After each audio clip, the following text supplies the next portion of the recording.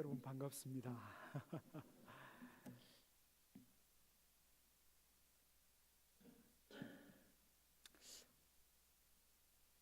정말 우리 권사님들 이렇게 와주셔서 너무 감사드리고, 그리고 매주 수요일마다 이렇게 우리가 모였으면 참 좋겠습니다.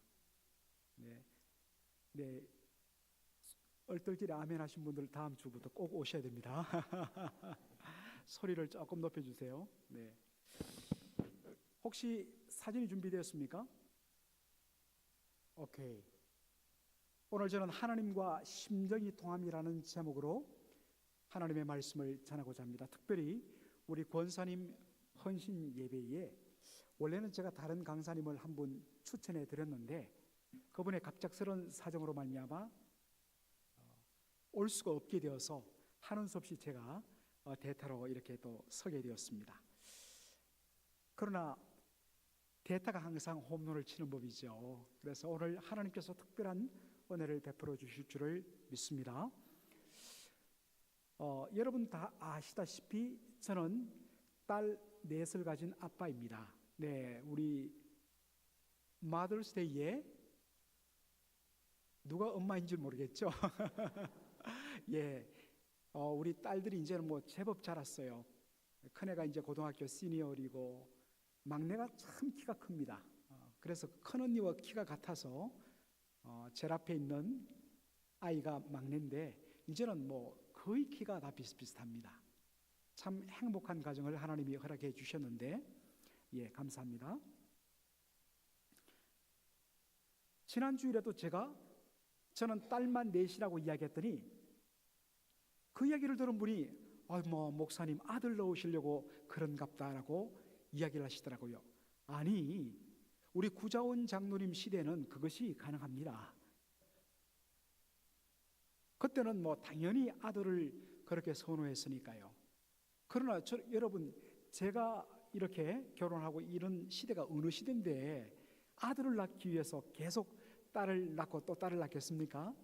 그건 아니고요. 결혼하면서 제 아내와 우리는 아들, 딸 구별 말고 셋만 낳자 했습니다.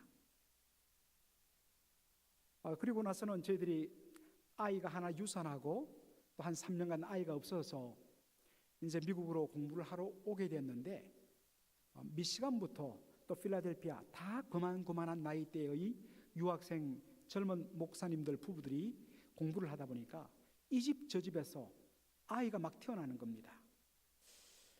뭐 저나 제 아내나 다른 것은 별로 욕심이 없는데 옆집에서 아이를 가졌다는 이야기를 들으면 그렇게 시샘이 나더라고요. 그래서 그날 밤 여보 우리도 한번 가져볼까? 그렇게 하고 정확하게 한 달 뒤면 갑자기 입덧을 하는 것입니다. 참 놀라운 역사예요. 그렇게 해서 정말 셋을 선물로 받았습니다. 그리고 나서 이제는 다 됐다 싶었어요.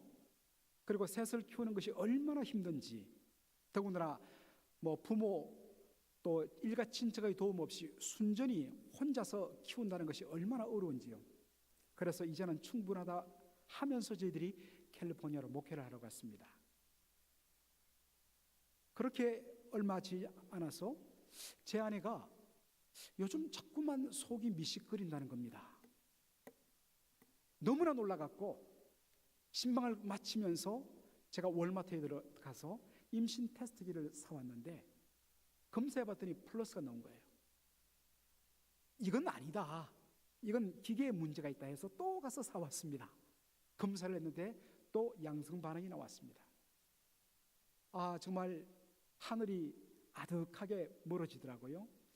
어떻게 넷을 키우나, 그렇게 탄식하며 한 주간을 보냈던 것이 엊그제 같은데 저렇게 우리 막내가 제일 큰 언니하고 키가 같을 정도로 다 큰 이제 5학년, 이제 6학년이 되었습니다. 참 하나님의 은혜이죠. 저희들이 사실은 생각지도 못했고 원하지도 않았는데 내려주십시오. 넷째를 저희들이 낳았는데요, 넷째를 가졌다는 이야기를 듣자마자 저희 처남댁이 그 이야기를 듣고 그렇게 서럽게 울었답니다.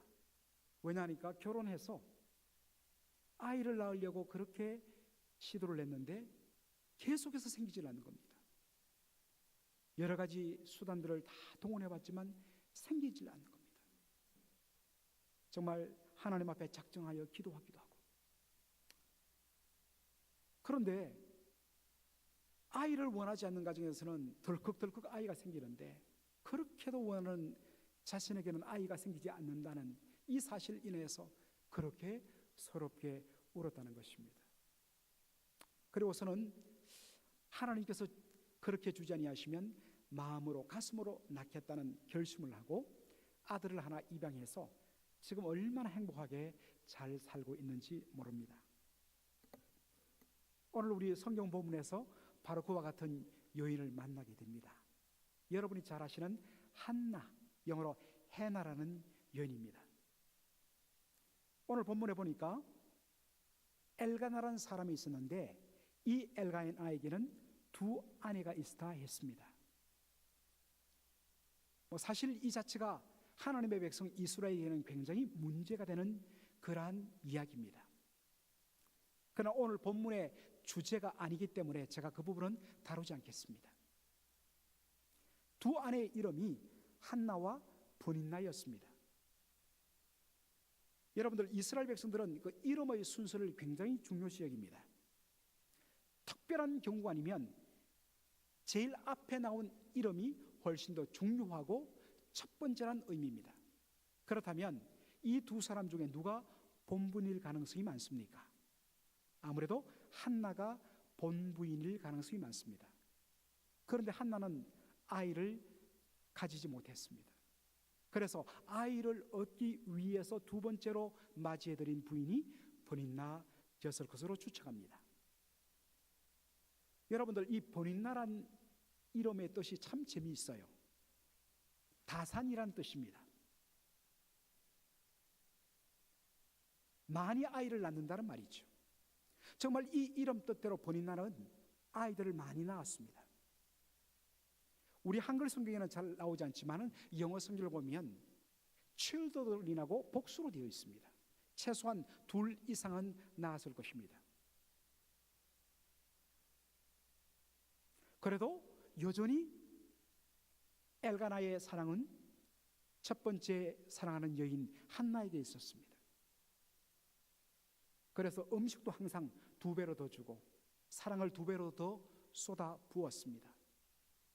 이것을 보고 참지 못한 브닌나가 바로 한나의 마음을 격동시켰다 했습니다.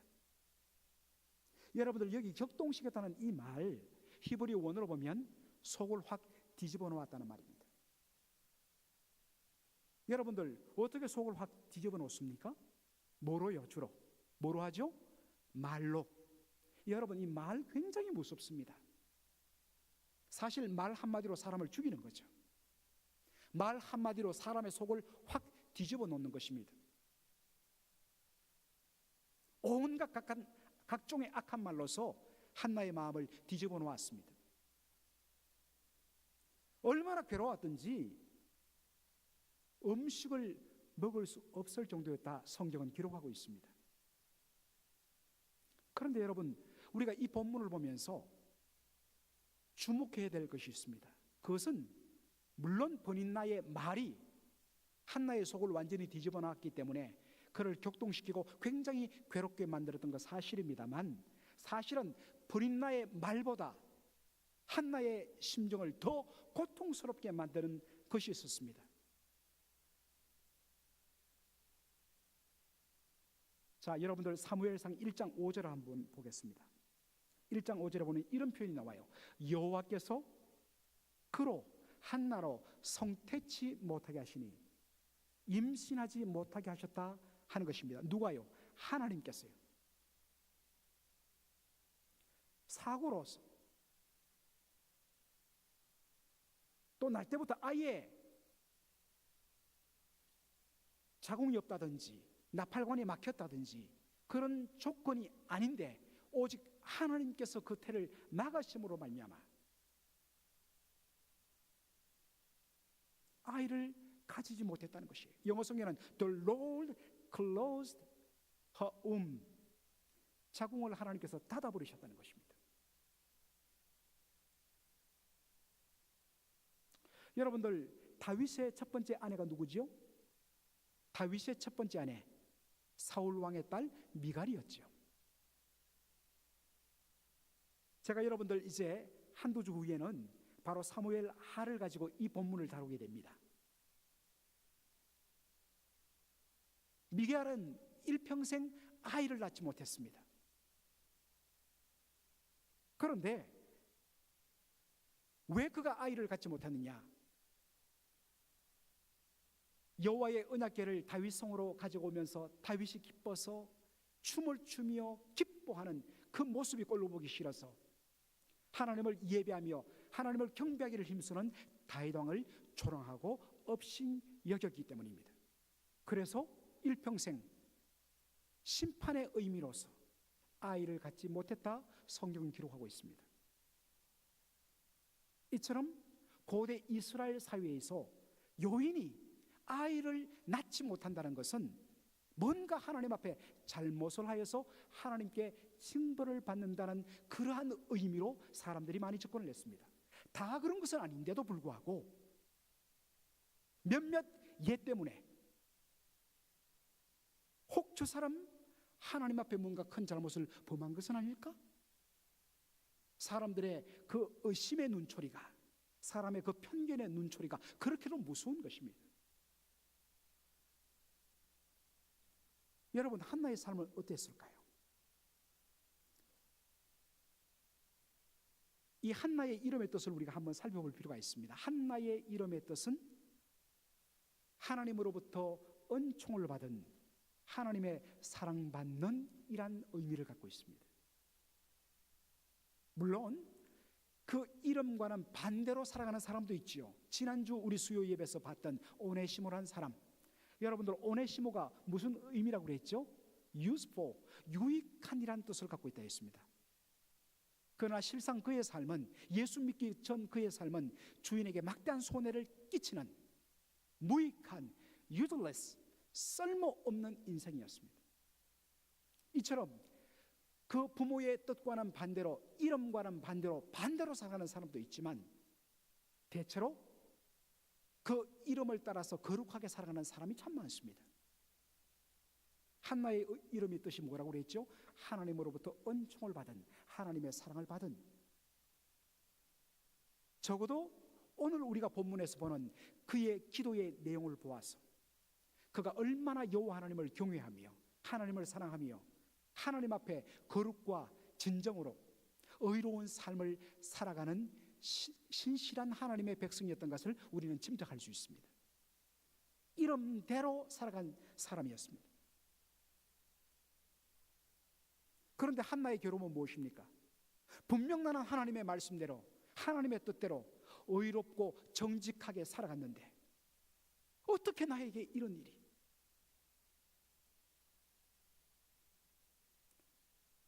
하나님의 뜻대로 의롭게 살아가는 당신의 거룩한 백성에게 마땅히 세상 사람들이 다 알 수 있는 축복의 표시로서 여인에게서 최고의 축복의 표시는 뭐겠습니까? 바로 다산입니다. 건강한 아이를 낳는 것입니다. 그런데 많은 경우에 뭔가 하나님 앞에 잘못 있어서 아이를 갖지 못한다는 그러한 인식이 사로잡혀 있는 이스라엘 사람들 앞에서 말씀대로 살아가는 자신에게는 축복은커녕 이러한 불임의 고통을 주시다니. 누가요? 하나님께서.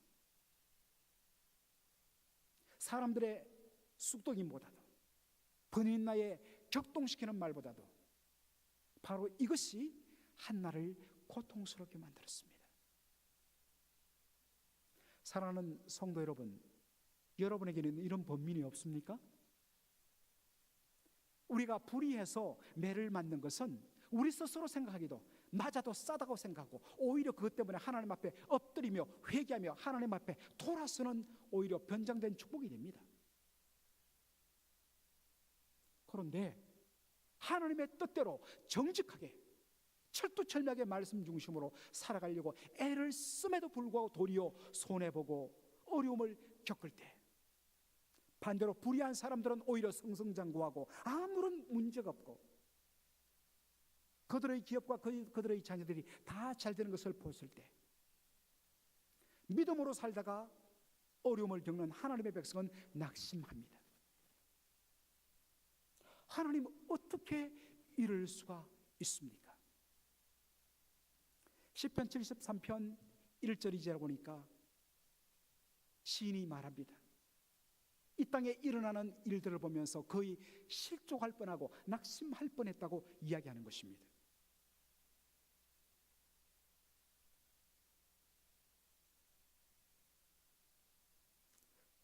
그런데 이 한나의 귀중함은 이러한 번민을, 이러한 고통을 넋두리와 탄식과 불평불만으로 끝내는 것이 아니라 이 문제를 가지고 하나님과 정면 승부를 벌였다는 것입니다.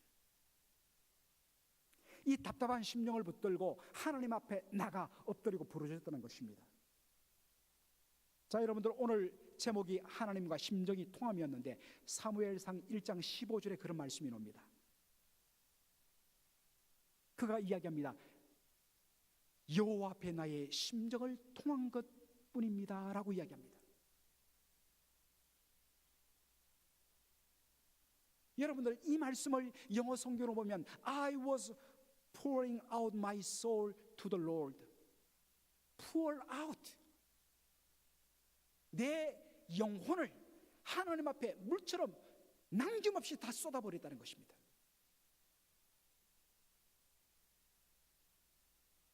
마음속에 가지고 있는 답답함을 남김없이 하나님 앞에 낱낱이 다 아뢰고 쏟아 부었다는 것입니다. 여러분, 좋은 기도란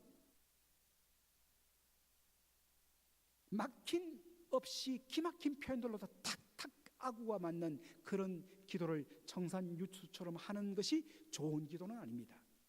이왕이면 기도에 운율이 있고 기도가 뜨겁고 열정이 있으면 얼마나 좋습니까? 그러나 그렇지 않을지라도 중요한 것은 그 심령을 하나님 앞에 낱낱이 쏟아내는 것입니다.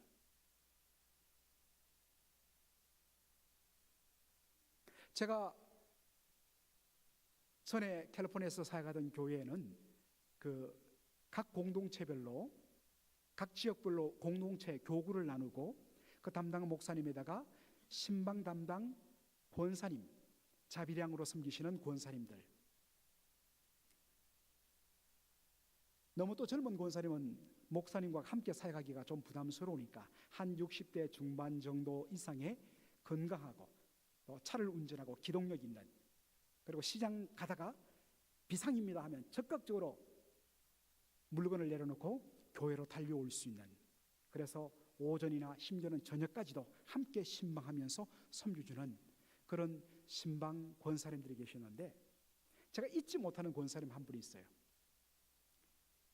정말 기도를 굉장히 잘하고 정말 하나님 앞에 기도의 여종이라 불릴 분인데, 이분이 신방 가서 기도를 시키면 정말 청산유수처럼 기도를 잘하십니다. 그런데 이분의 기도의 특징은 항상 기도할 때마다 성경 구절을 최소한 5개에서 6개 정도는 인용을 하면서 기도를 해요. 그래서 제가 가끔 좀 길어지면 권사님 오늘은 구약까지를 다 마스터했습니다 이러면서 제가 그렇게 좀 절제도 시키는데, 한 분은 이 권사님이 또 기도할 때마다 이분의 특징은 어떠한 내용들을 짝을 맞춰서 그렇게 탁탁탁탁 맞아떨어지게 기도를 합니다. 여러분들은 그런 기도를 들으면 절로 아멘이 나와요.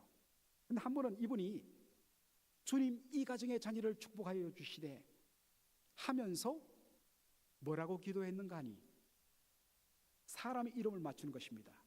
하나님 이 가정의 자녀들이 베드로와 바울 같고 이런 식으로 있잖아요.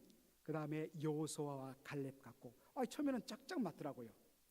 그런데 갑자기 이분이 거기까지만 하면 됐는데 이 신이 났는지 이분이 한두 이름을 더 나가다가 주여 이 자녀들이 다윗과 짝을 맞춰야 되는데 생각이 안 나는 거예요. 누구죠? 요나단 이름이 생각 안 나는 겁니다. 그래서 다윗과 주여 다윗과 그 친구분처럼 요나단 생각이 안 나니까 붙인 것이 그 친구분처럼.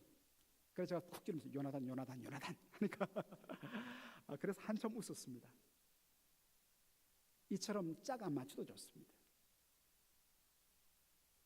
심지어는 소리내어 기도 안 해도 좋습니다. 오늘 한나 보니까 정말 여러분들 하나님 앞에 그 심령이 꽉 차오를 때는 부르짖는 때도 있지만 속으로 하나님 앞에 간절하게 쏟아내는 그런 기도 하나님 기뻐하십니다. 중요한 것은 뭐냐? 내 마음을, 내 혼을, 내 속의 모든 것을 하나님 앞에 다 내어놓고 하나님 앞에 철두철미하게 엎드리는 그것이 중요하다는 것입니다.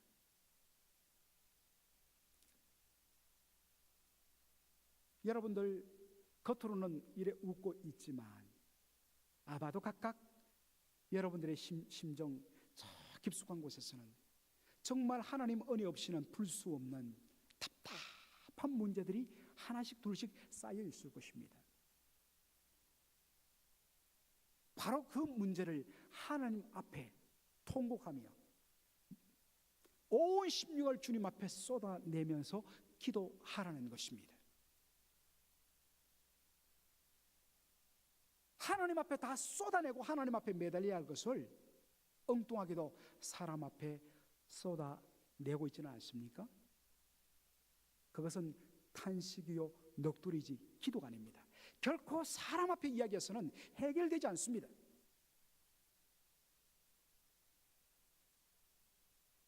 하나님 앞에 매달려야 합니다.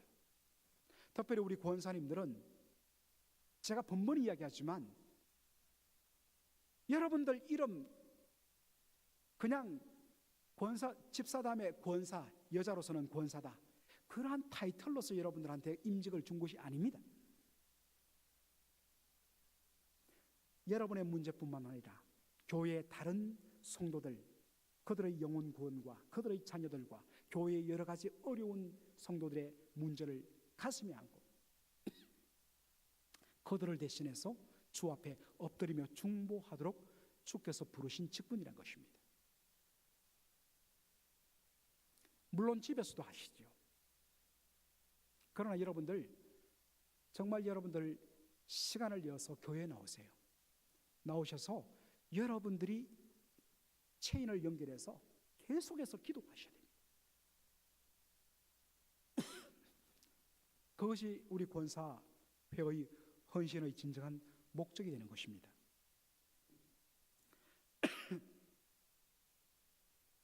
그런데 오늘 본문에 보니까 한나의 기도 내용에 우리가 주목할 필요가 있습니다. 자, 사무엘상 1장 11절 한번 보시죠. 뭐라고 기도합니까? 서원하여 가로되 만군의 여호와여, 만일 주의 여종의 고통을 돌아보시고 나를 생각하시고 주의 여종을 잊지 아니하사 아들을 주시면 내가 그의 평생에 그를 여호와께 드리고 삭도를 그 머리에 대지 아니하겠나이다 라고 그렇게 말합니다. 아들을 주시면 내가 그의 평생에 그를 여호와께 드리겠나이다. 여러분, 이런 기도를 무슨 기도라고 이야기합니까? 서원 기도라고 이야기하죠. 서원이 무엇인가 했을 때 맹세할 때 서자입니다. 맹세할 서자. 그리고 소원 원자. 우리의 소원을 하나님 앞에 구할 때에 맹세하고 기도하는 것, 이것을 보통 우리는 서원 기도라고 이야기하죠.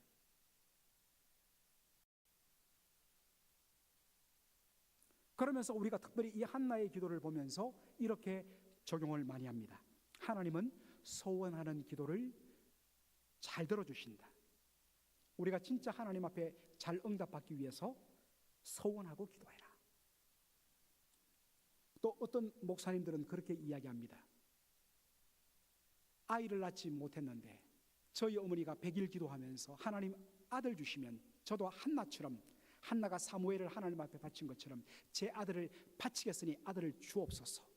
그래서 제가 태어났기 때문에 저는 날 때부터 꼼짝없이 서원으로 하나님 앞에 드려진 존재가 되었기 때문에 저는 주의 종이 되었습니다 라고 간증하는 목사님들을 종종 보게 됩니다. 여러분들, 서원 기도를 어떻게 볼까요? 사실 많은 분들이 서원 기도에 대해서 오해하고 또 서원 기도 때문에 고통당하는 분들도 제가 여러 봤습니다. 그래서 이 본문을 다룰 때에 제가 본문에서 벗어나지 않는 범위 내에서 서원 기도를 한번 여러분들에게 설명드려야겠다 생각이 듭니다. 여러분들, 보통 우리가 이해하는 서원 기도는 응답을 받기 위해서 하나님 앞에 어떠한 맹세를 하고 어떤 약속을 하는 것을 우리는 서원 기도라고 그렇게 압니다. 그러나 여러분 잘 생각해 보세요. 하나님으로부터 어떤 응답을 받기 위해서 내가 하나님 앞에 맹세와 더 정확하게는 어떤 조건을 제시하는 것, 하나님이 이렇게 들어주시면 저는 이렇게 하겠습니다 라고 하는 것은 죄송하지만 그것은 기도가 아니라 딜입니다.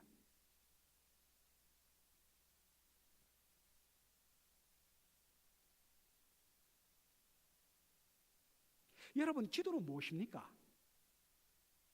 기도는 하나님의 하나님 되심을 전적으로 인정하는 것이요, 그 하나님 앞에 선 기도하는 자신의 전적인 무능력과 나약함과 무익함을 고백하는 행위입니다.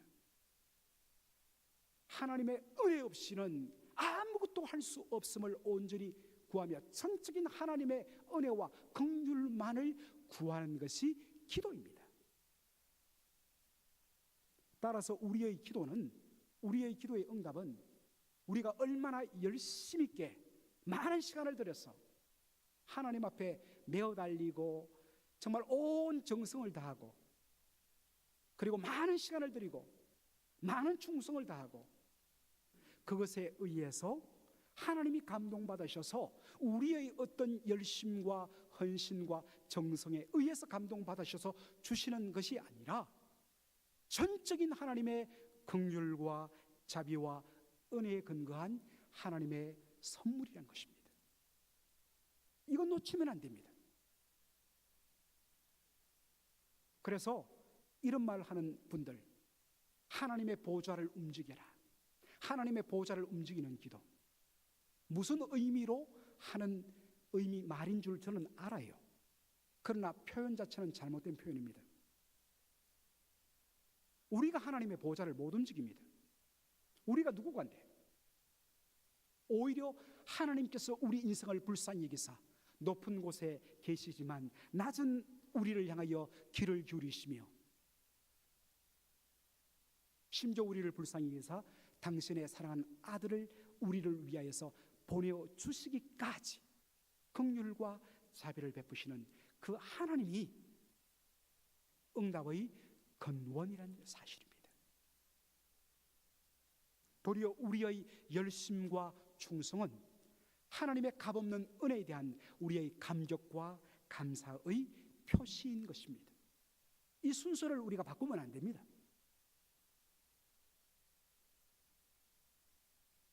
그런 의미에서 여러분들, 내가 어떠한 조건을 제시하면 하나님께서 그것을 받으시고 내 기도를 응답해 주신다는 의미로 서원 기도를 이해하시면 안 된다는 것입니다.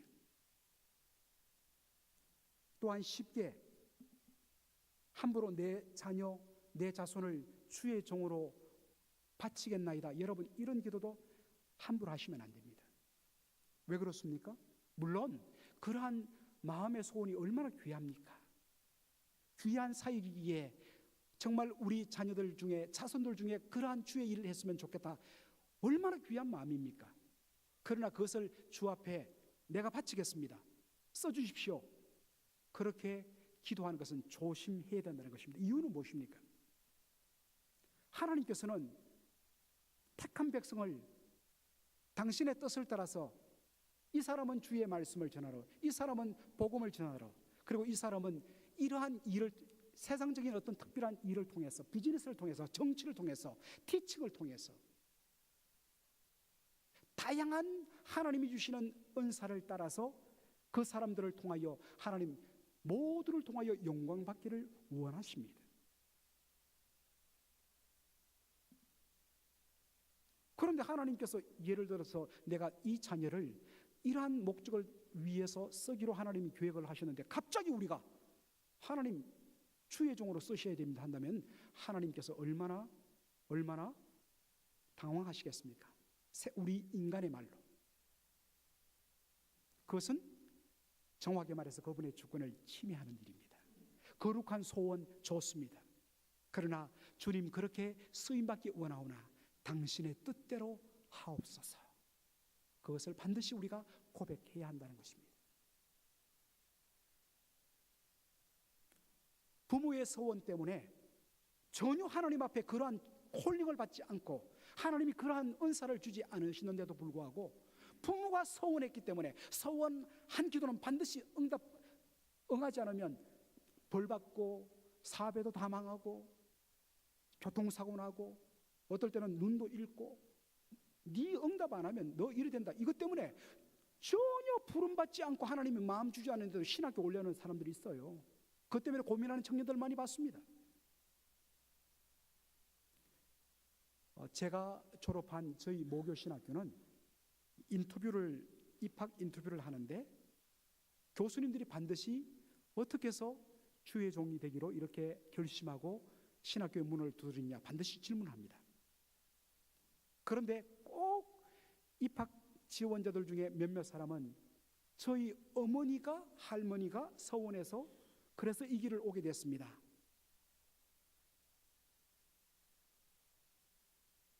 그러면 그분은 반드시 떨어지게 되어 있습니다.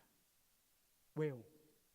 물론 그런 소원했다 할지라도 본인의 제가 하나님으로부터 그런 응답을 받았습니다 하면 합격이에요. 본인은 그러한 응답 받은 적이 없는데 부모의 소원 기도 때문에 할머니의 소원 기도 때문에 등 떠밀려 왔다는 것입니다. 얼마나 괴롭겠습니까? 그렇게 안수를 받으면 본인도 불행하고 성도들도 불행한 것이에요. 참고로 저는 확실히 응답받고 주의 종이 되었습니다. 여러분들은 행복한 성도들입니다. 아무도 아멘을 안 하시네요. 그러면 여러분들 시편 15편 4절에 이런 말씀이 있습니다. 우리가 서원한 것은 아무리 해로울지라도 반드시 지키라 하는 말씀이 있거든요. 많은 사람들이 이것 때문에 자기가 하나님 앞에 덜컥 약속하고 하나님 앞에 내가 이런 일을 하겠다고 했다가 정신 차려보니까 전혀 자기는 그런 감당할 자격도 없고 준비도 안 돼 있는데 자신의 마음만 앞서서 그런 약속한 것 같아서 염려한 분들을 많이 봤습니다. 그러나 여러분들 이 시편 15편 4절은요 어떠한 의미에서 주어졌는가 그 문맥에서 의미를 읽어야 합니다. 서원한 것은 아무리 해로울지라도 반드시 지키라는 이 말씀은 자신의 사사로운 탐욕 때문에 이 약속을 지키려고 보니까 갑자기 자기 주머니에서 뭔가 나가야 되고 하나님 앞에 드려야 되고 헌신해야 되다 보니까 귀한 일이고 마땅히 해야 할 일임에도 불구하고 자기에게 손해가 될까 싶어서 아까워서 그렇게 하나님 앞에 약속한 것을 함부로 변경하지 말라는 의미인 것입니다. 그래서 선교사가 될 사람 손 드세요 했는데 막 분위기에 의해서 가겠습니다 했다가 이것 때문에 한 10년간 고통당하는 분을 봤습니다. 제가 봐도 그분은 선교사의 사명을 받은 분이 아닌데 자기가 손들었다는 것 때문에 서원했다는 것 때문에 이걸 안 지키면 자기가 하나님 앞에 벌 받는다는 그 심정 때문에 너무너무 고통받는 분을 봤습니다. 제가 그래서 그분을 말씀 가운데서 상담하고 그분의 그 고통을 제가 들어드린 일이 있습니다. 제가 이렇게 이야기하면 여러분 중에 이런 반론을 제기하는 분들도 계실 수가 있습니다. 목사님, 한나의 서원 기도를 하나님께서 들어주셔서 사무엘을 주신 것 아닙니까? 그리고 서원한 것을 지키기 위해서 사무엘을 하나님 앞에 드린 것 아니겠습니까? 그런데 여러분들 엄밀한 의미에서 한나의 기도는 서원 기도가 아닙니다. 왜 아니냐? 그것은 한나가 왜 아들을 드리겠다고 말한 그 이유를 살펴보면 안다는 것입니다. 자, 여러분들 우리가 조금 전에도 살펴봤지만 한나가 왜 이스라엘 백성들 가운데 수모를 스스로 느꼈습니까? 아들을 아이를 낳지 못한다는 이유 때문입니다. 만일 하나님께서 그에게 아들을 낳게 해주시면 그동안 그가 겪었던 모든 수치와 수모와 굴욕은 다 사라지고 이제부터 이 떡두부 같은 아들 하나를 붙들면 둘째 부인 까불지 말라고 그래, 내가 본분이야, 얼마든지 자기가 권세를 누리며 살 수 있습니다. 이 사무엘이 어떤 아들입니까? 바로 이것 때문에 하나님 앞에 아들을 달라고 그렇게 메어달리며 마음을 쏟은 것 아니겠습니까? 그런데 하나님께서 이 아들을 주시면 뭐 하겠다는 거예요? 하나님께 바치겠다는 것입니다.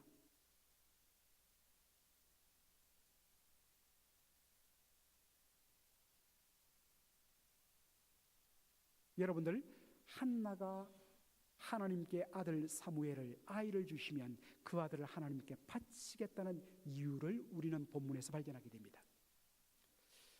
요즘 특별히 여러분들 워낙 막 사람들이 혹시 목회자가 표절을 하지 않는가, 그 부분에 대해서 굉장히 예민한 그러한 때가 되었습니다. 참 목회자로서 참 죄송스럽고 부끄럽습니다.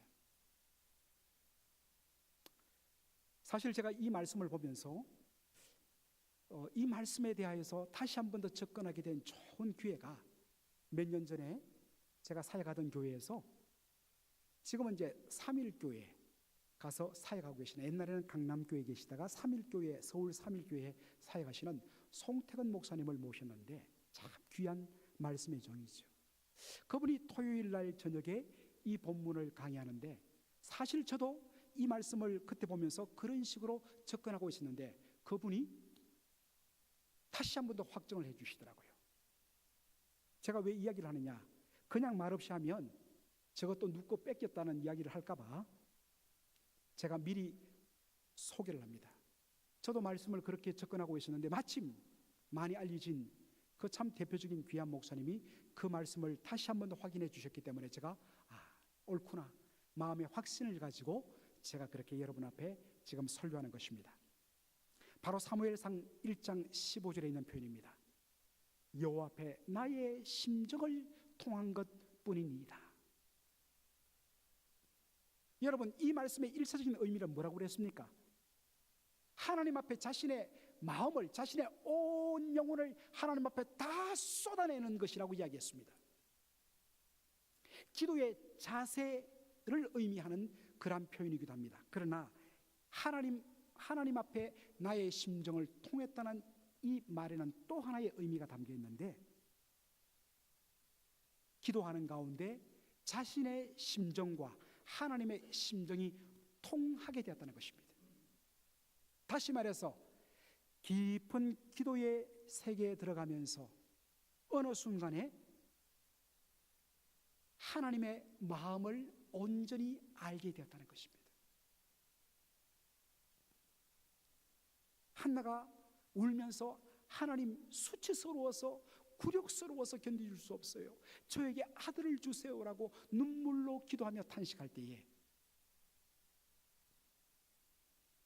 하나님께서 자신의 아픔을 드러내는 것을 한나가 발견한 것입니다.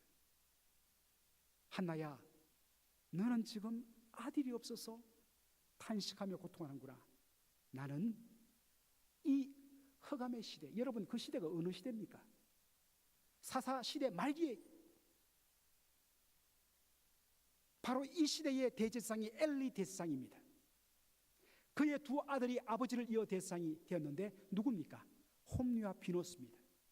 홈리와 비나서, 제사장이면서도 여호와를 알지 못하는, 하나님을 믿지 아니하는, 하나님과 관계가 단절되어 있는, 영적으로 사망당한 사악한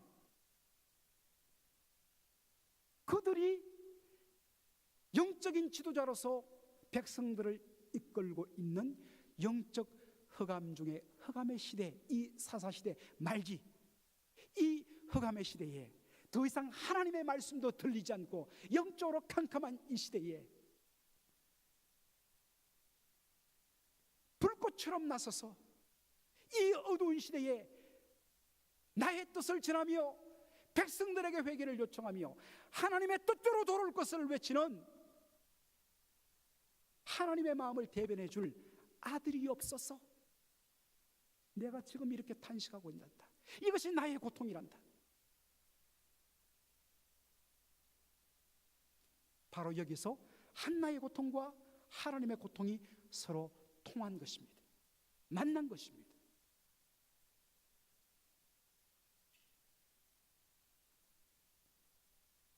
바로 그 순간에 한나의 기도가 바뀝니다. 하나님, 저에게 아들을 주시면 이 아들 제 수치를 들어버리고 저를 힘들게 만들던 사람들을 코를 납작하게 하는데 제가 사용하는 것이 아니라 바로 이 흑암의 시대에, 이 어두운 시대에 하나님의 마음을 온전히 선포할 그러한 아들로 하나님께 드리겠습니다.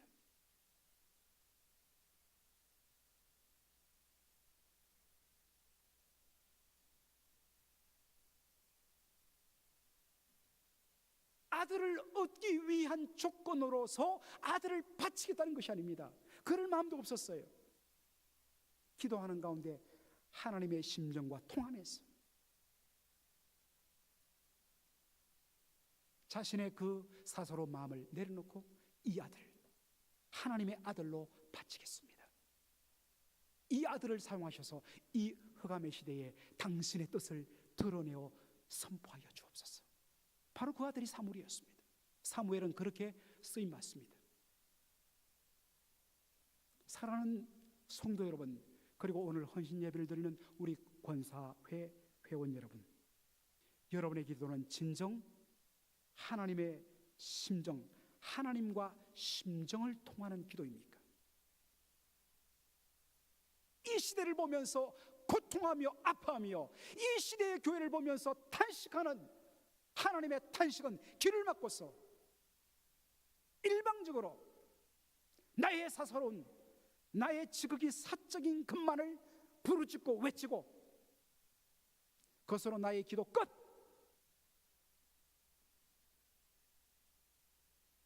그런 것은 아닌가?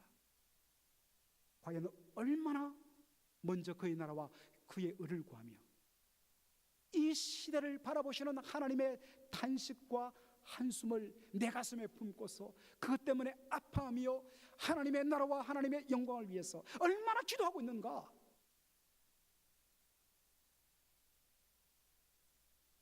아니, 아예 권사란 타이틀은 있지만 기도의 입술이 닫혀 있는 채 살아가고 있지는 않는가?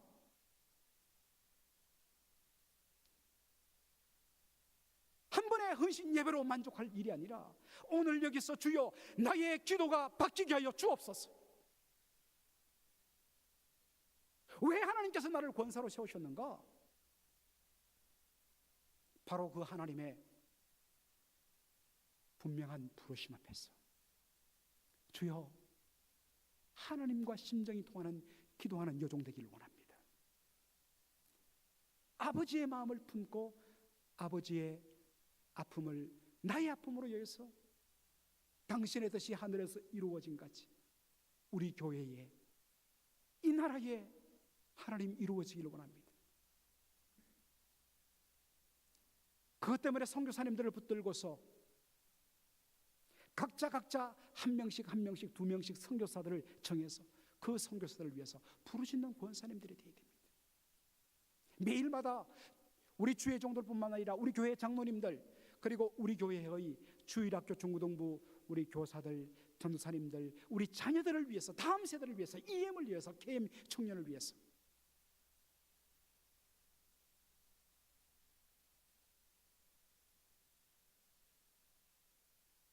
한국학교를 위해서 여러분들이 부르짖어야 하시는 것입니다.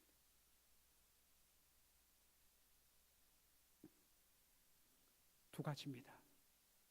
기도는 어떤 형식이 아니라 내 온 영혼을 하나님 앞에 쏟아붓는, 물처럼 쏟아붓는, 하나님 앞에 다 내어놓고 쏟아 부음으로 말미암아 기력이 지나도록 하나님 앞에 메어 달리는 그런 기도, 그리고 그 온전한 기도 가운데서 하나님의 심정과 통하여서 만군의 여호와 하나님의 뜻이 이루어지며 하나님의 탄식을 나의 탄식으로 붙들고서 먼저 그의 나라와 그의 의를 위해서 기도하는 그런 우리 권사님들, 이게 어디 권사님들만 일이겠습니까? 주의 이름으로 은혜로 거듭나 하나님과의 영혼의 호흡이 소통되는 모든 거듭난 영혼들은 다 이렇게 기도해야 합니다. 오늘 이 시간 이후로 우리 맥걸린 한인 장로교회에 하나님과 심정이 통하는 기도가 터져나오는 그런 복된 역사의 시작이 되기를 주의 이름으로 축원합니다. 아멘. 기도하겠습니다.